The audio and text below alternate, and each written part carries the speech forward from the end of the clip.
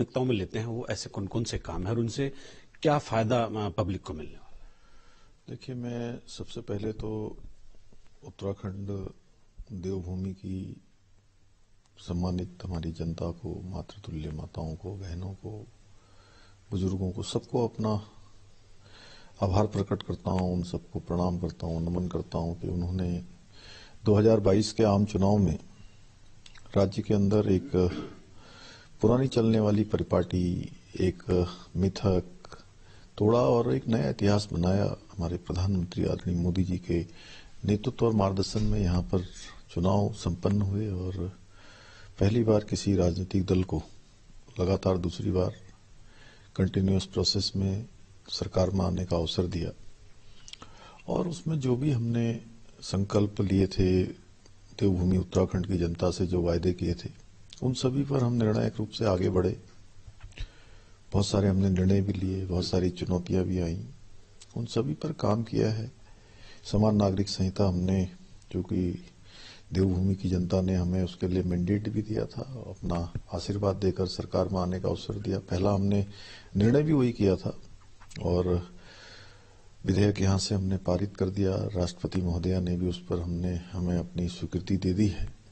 जल्दी ही वो राज्य के अंदर लागू हो जाएगा। आपने पहले भी कहा था कि आधी आबादी का पूरा कानून है, यानी महिलाओं को उससे इतना बड़ा फायदा और उनकी जिंदगी सुदृढ़ बनाने के लिए मिलने वाला है, तो आधी आबादी का पूरा कानून आपने पहले भी कहा।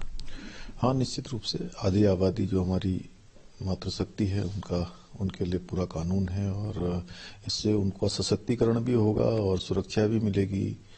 और जो विशेषकर मुस्लिम महिलाएं हैं, उनको जो कुप्रथाएं हैं, उन सब से छुटकारा भी मिलेगा, उनका आत्मबल बढ़ेगा, अपने पैरों पर खड़ी होंगी, हर प्रकार से उनकी सुरक्षा होगी। और बुजुर्गों का भी इसमें विशेष रूप से ध्यान रखा गया है, उनकी सुरक्षा का भी प्रावधान किया गया है। जो बच्चे इन संबंधों में पैदा हो जाते हैं, लिव इन रिलेशनशिप इत्यादि में, उनकी सुरक्षा का भी प्रावधान किया है। पुरुष वर्ग की भी सुरक्षा की गई है। कुछ उसमें लोगों की जरूर मन में संदेह होगा लोगों के, लेकिन जैसे ये लागू होगा एक्ट, तो उनके सारे संदेह दूर हो जाएंगे। ये किसी को भी नुकसान पहुंचाने का कोई उद्देश्य इस कानून में नहीं है। ये सबकी भलाई के लिए, सबके अच्छे के लिए लाया गया है। 2-3 कानून आप और लेकर आए। एक तो जबरन धर्मांतरण विरोधी कानून, एक नकल विरोधी कानून। ऐसे कई कानूनों का निर्माण इस विधानसभा में, इस टेन्योर में आपके टाइम में हुआ है।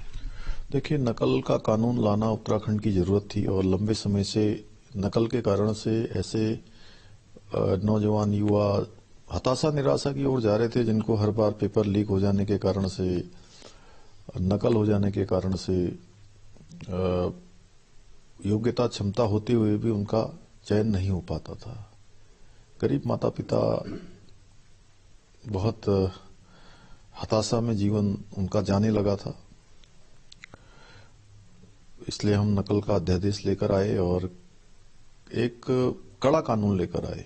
उसका परिणाम ये हुआ कि नकल पूरी तरह से रुक गई और बड़ी संख्या में भर्तियां भी हुई। इसको दूसरे राज्यों ने भी एड ऑन किया। जो नकल वाला आप कानून लेकर आए, इसको बाकी राज्य भी बना रहे हैं, केंद्र ने भी इसको कंसर्न किया। देखिए, जब हम नकल का कानून ला रहे थे तो हमने बहुत सारा अध्ययन किया था और जो सबसे अच्छा उत्तराखंड राज्य के लिए हो सकता था वो हमने यहाँ पर बनाया है, उसका प्रावधान किया है। और ये वास्तव में एक अच्छा कानून है और इसके आने से नौजवान युवाओं को उनकी योग्यता, प्रतिभा, क्षमता का पूरा लाभ मिलेगा, उनका चयन होने का अवसर मिलेगा, पारदर्शिता होगी, उनका मनोबल बढ़ेगा, उन माता पिता की मेहनत भी सफल होगी जो अपने बेटे बेटी को पढ़ाने के लिए, उसकी तैयारी करवाने के लिए, अपनी बहुत कमजोरी की हालत में भी उसका लालन पालन करके उसकी तैयारी करवाते हैं, उसको शिक्षा के लिए भेजते हैं। तो उनके साथ इसमें न्याय हुआ है और बहुत अवसरों पर मुझे अनेक माता पिता मिले हैं जिन्होंने कहा कि हम बहुत बार, हमारे बच्चे पहले भी भाग लेते थे परीक्षाओं में, लेकिन उनका नंबर नहीं आता था। इस नकल के कानून के बनने के बाद अब एक साथ 4-4, 5-5 परीक्षाओं में एक ही परीक्षा में भाग लेने वाला एक ही बेटा या बेटी, उनका चयन हो जा रहा है और वो कई बार खुद कंफ्यूज हैं कि कौन सी नौकरी में जाएं, कौन सी में छोड़ दें। एक कानून व्यवस्था को लेकर के आपने एक बहुत बड़ा कानून वो भी बनाया है, उपद्रव किसी तरह का भी बलवा दंगा उपद्रव होगा, सरकारी गैर सरकारी किसी भी संपत्ति को क्षति पहुंचाएगा तो उसकी वसूली की जाएगी। तो उसके पीछे आपका मोटिव लॉ एंड ऑर्डर को ठीक करने का ही रहा होगा। देखिए, लॉ एंड ऑर्डर, चूंकि देवभूमि तो शांत भूमि है, वैसे भी यहाँ पर सब लोग एक दूसरे के साथ भाईचारे के साथ रहते हैं, प्रेम पूर्वक रहते हैं। यहाँ पर दंगा, उपद्रव, सरकारी संपत्तियों का नुकसान, निजी संपत्तियों का नुकसान, आगजनी, मारपीट, तोड़फोड़, इसका कोई स्थान नहीं है। और पिछले दिनों आपने देखा होगा हल्द्वानी के बनभुलपुरा क्षेत्र में जिस प्रकार एक अवैध निर्माण को खाली कराने के लिए प्रशासन की टीम गई, पुलिस के लोग गए, साथ में कुछ हमारे पत्रकार बंधु भी गए। वहां पर जिस प्रकार के हालात हुए, महिला पुलिसकर्मियों के साथ जानलेवा हमला हुआ, पत्रकारों को आग में डालने की कोशिश हुई, आगजनी हुई, सरकारी थाना फूंकने की कोशिश की गई, सरकारी संपत्तियों को, निजी संपत्तियों को नुकसान पहुंचाया गया।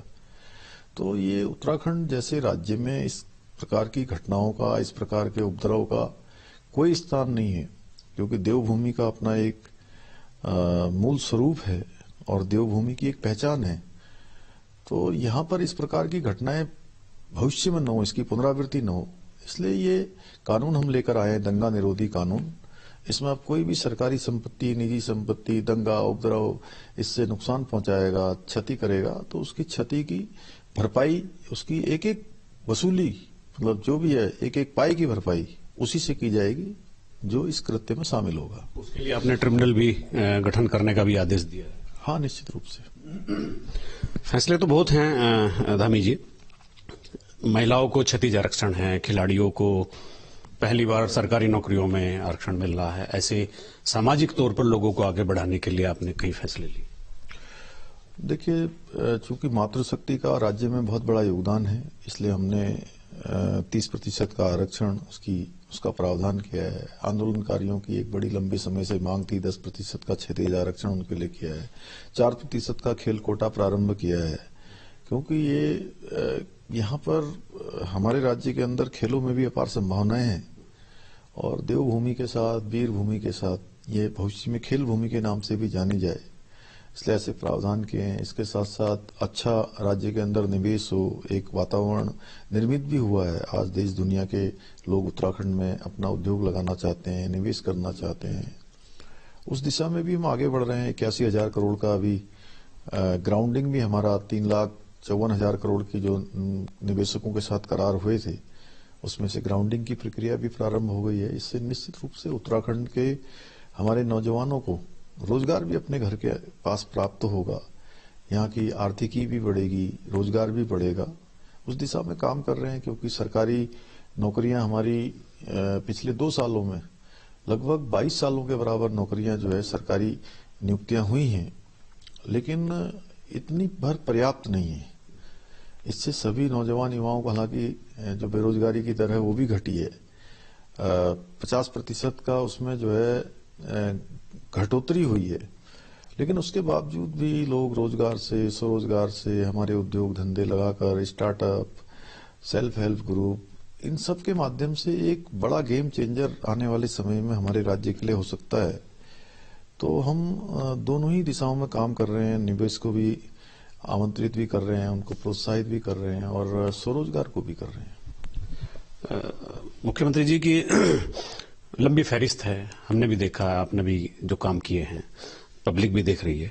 अगले 2 साल में या अगले 1 साल में कोई आपने अपनी सर्वोच्च प्राथमिकताओं में किन किन चीजों को रखा है? आने वाले समय में हम इन पे काम करने वाले हैं।